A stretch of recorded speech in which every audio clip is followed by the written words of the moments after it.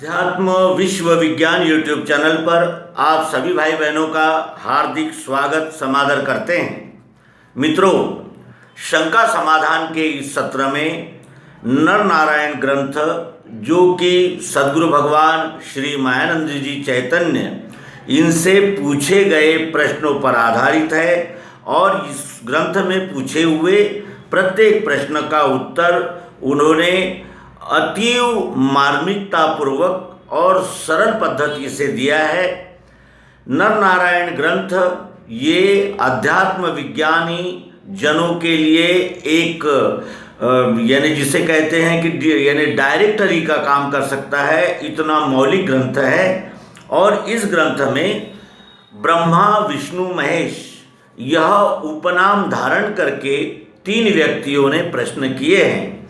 उसमें से महेश यह उपनाम धारण करने वाले व्यक्ति द्वारा प्रस्तुत प्रश्नों को हम इस अंक में प्रस्तुत करेंगे और आगामी अंक में उन प्रश्नों को श्री मायानंद जी चैतन्य इन्होंने दिए हुए समर्पक सारगर्भित उत्तरों को प्रस्तुत करेंगे।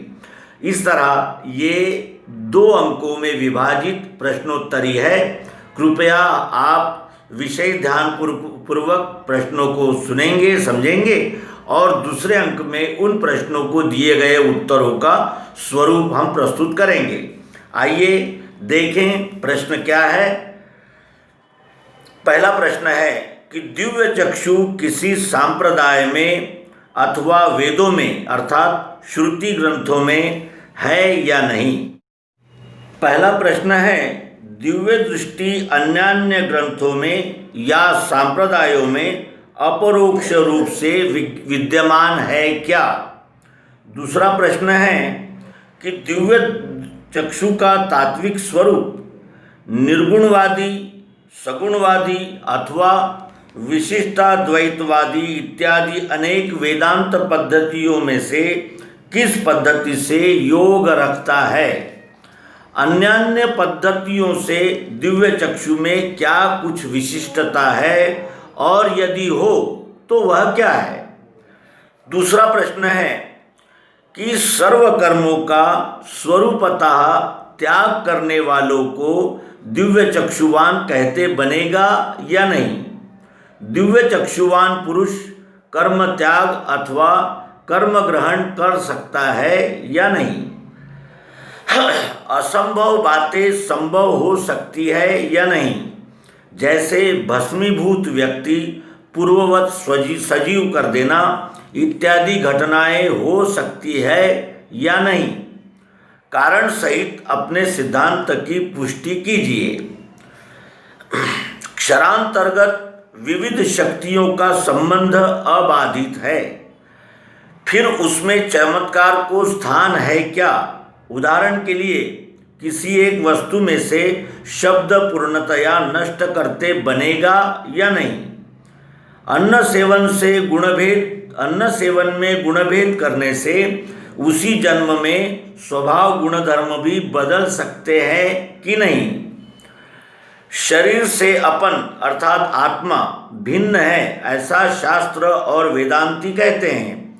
इस पर ऐसी शंका होती है कि ये वेदांत ज्ञानी चाहे जो अनिति का व्यवहार करके देह के माथे पर लादते हुए स्वयं उससे विमुक्त हो जाते हैं, यह क्यों। आध्यात्मिक तपोबल का प्रभाव भौतिक शक्ति पर पड़ता है या भौतिक का प्रभाव आध्यात्मिक पर पड़ता है। दुनिया में तो आध्यात्मिक का विजय दिखाई देता है, फिर अध्यात्म में समय बिताने का फायदा ही क्या। भिन्न भिन्न रूप तथा रंग गोचर होते हुए भी ज्ञानी कहता है कि मैं रंग रूप नहीं देखता, फिर रंग रूप का उदय कहाँ से हुआ और यदि यह नहीं है तो वे गोचर क्यों होते हैं। अतः वस्तु की रंग रूपवान है ऐसा कहने में क्या बाधा है। क्या चारों वर्ण दिव्य दृष्टि से मुक्ति पा सकते हैं। यदि नहीं पा सकते तो परमात्मा रचना में भेदभाव होगा। यदि पा सकते हैं तो कैसे। सब में सत्वगुण अधिक नहीं है जो पूर्ण ज्ञान कर दे। क्या इन्हें ब्राह्मण वर्ण तक उत्क्रांत होना ही पड़ेगा?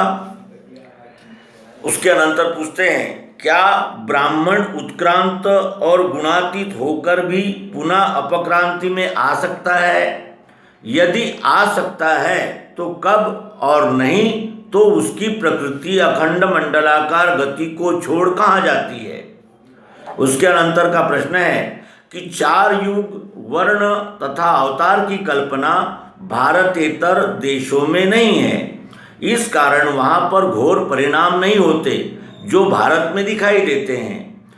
युग प्रभाव की कल्पना कर उस निमित्त से आलस्य, अपने दोषों का मंडन, अवतार की राह देख कर्तव्य शून्य होना, जातियों में रूपांतरण होना तथा कपकूप मुंडुक बनना इत्यादि होता है। फिर इन्हीं कल्पनाओं का प्रचार या मंडन किया जाए, मंडन यानी जो कल्पना की गई है उसका भेद खोलना, तो वह वृक्ष फिर भी बढ़ेगा। ये सब मानवी कल्पनाएं हैं, इसका खंडन ही क्यों न होना चाहिए? अन्य देशों में उन लोगों पर यह परिणाम नहीं होते, वे युगानुसार बदलते हुए पुरुषार्थी ही रहते हैं। यदि ऐसा कहा जाए कि उन्हें कल्पना नहीं, तो भी परिणाम उन्हें अवश्य भोगना ही पड़ते हैं। ज्ञानी पुरुष को विष प्रयोग करने से भी परिणाम न हो, पर देहपात अवश्य ही होगा। इस प्रकार का यह कोटि क्रम है।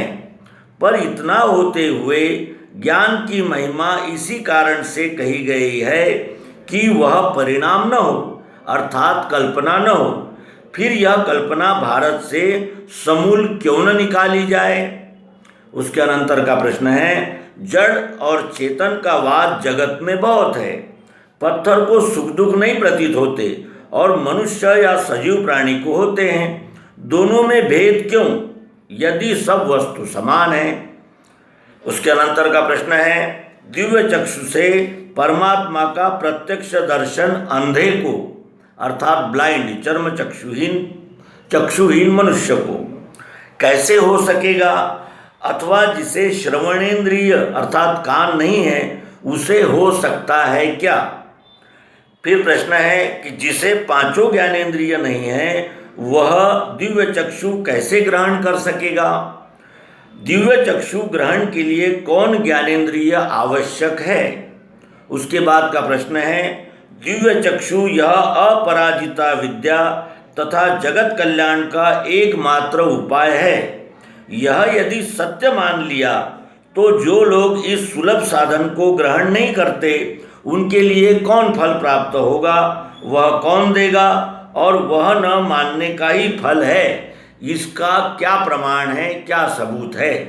तो इस तरह हमने नर नारायण ग्रंथ में से 1036 से लेकर 1051वें श्लोक तक प्रश्नों को इस अंक में प्रस्तुत किया। अब इन प्रश्नों के श्री सद्गुरु भगवान मायानंद जी चैतन्य इन्होंने दिए हुए उत्तर आगामी अंक में प्रस्तुत कर रहे हैं। कृपया आप ध्यानपूर्वक इन प्रश्नों को देखें और उसके अनंतर उन प्रश्नों को श्री सद्गुरु भगवान मायानंद जी चैतन्य इन्होंने दिए हुए उत्तरों से उसका मेल करें और हम सब अपने सभी संशय भ्रमों से मुक्त होकर उस विश्वरूप परमात्मा की सेवा में रुजू हो। इसी शुभकामनाओं के साथ नर्मदे हर सद्गुरु भगवान की जय। विश्वरूप परमात्मा।